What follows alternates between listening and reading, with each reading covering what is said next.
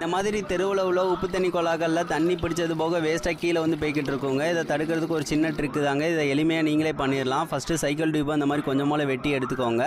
அதை அந்த குழாவை சுற்றி இருக்கிற மாதிரி இந்த மாதிரி சுற்றி விட்டுட்டு ரப்பர் பேண்ட்ஸை வந்து அதை வராமல் இருக்கிறதுக்காக போட்டு விட்ருங்க. அந்த டியூப்பை வந்து சுற்றி வந்து வராமல் இருக்க.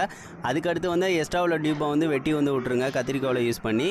அவ்வளோதான். அதுக்கடுத்து ஒரு சின்ன வாட்டர் கேன் வந்து எடுத்துக்கோங்க. அதில் கீழ் பகுதி அந்த மாதிரி வந்து வெட்டி விட்டுக்கோங்க.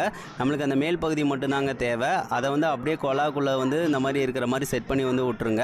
அதுக்கடுத்து நியூஸ் பேப்பரை கூட நீங்கள் தீயை வந்து பொருத்தி சுற்றி வந்து காமிச்சு விட்டீங்க அப்படின்னா இலைக்கு வந்து பிடிச்சிக்கிறோம். அப்படி இல்லைன்னா அந்த மாதிரி ஹீட் கண்ணை வச்சு கூட வந்து சுற்றி வந்து ஹீட் பண்ணிங்க அப்படின்னா சுற்றி வந்து பாருங்கள் நல்லா வந்து பிடிச்சிக்கிறோங்க.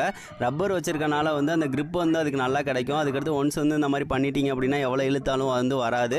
அதுபோக தண்ணியும் லீக் ஆகுதுங்க, நல்லா சீல் ஆயிரும். இப்போ பாருங்கள் தண்ணி வந்து நம்மளுக்கு ஒரு குழா மாதிரி ரெடி ஆயிடுச்சா.